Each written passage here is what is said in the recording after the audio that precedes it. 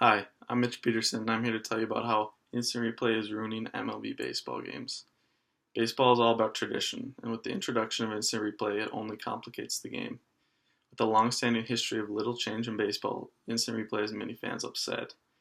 Many baseball purists are upset at the notion of introducing this technology into the game that they love.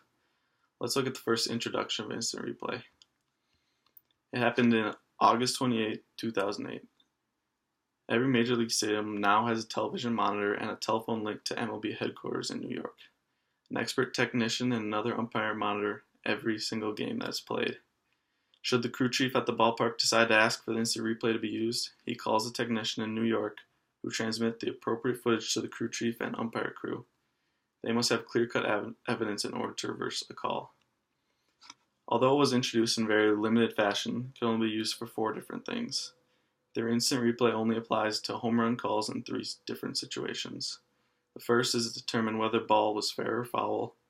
The second is to determine if the ball has left the playing field.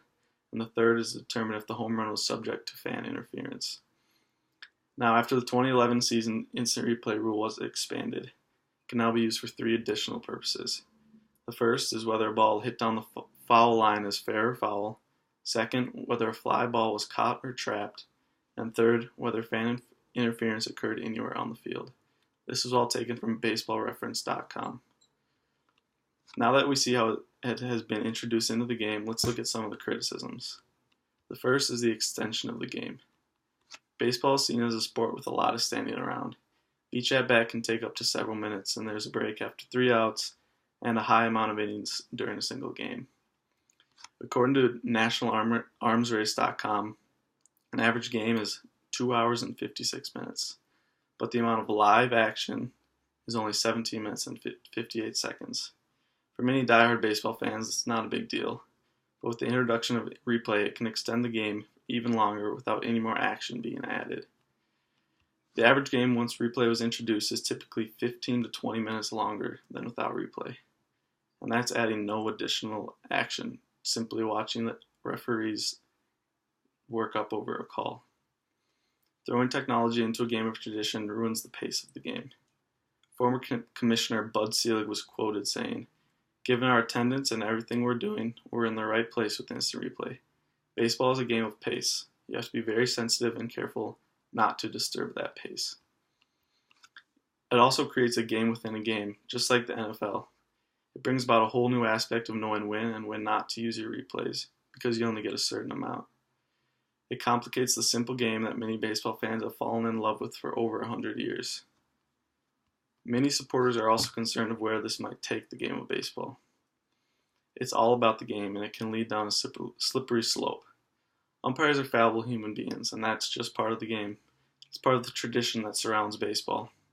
Many longtime supporters think about the baseball like the game of life. You sometimes get a bad break, but you need to learn how to deal with it.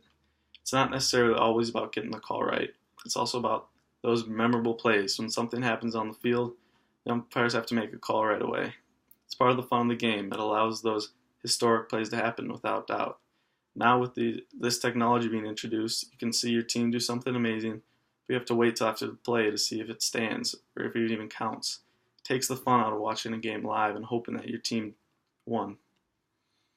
The usefulness of instant replay has also been questioned.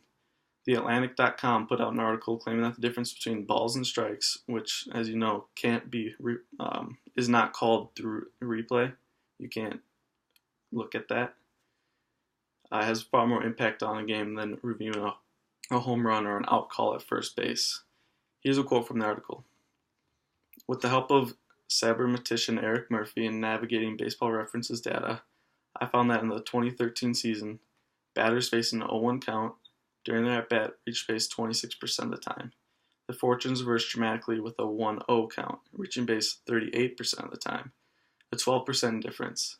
Given that the average MLB batter has reached base 32% of the time last season, the difference between a single ball or strike to open an at-bat clearly has an enormous impact on that at-bat's outcome."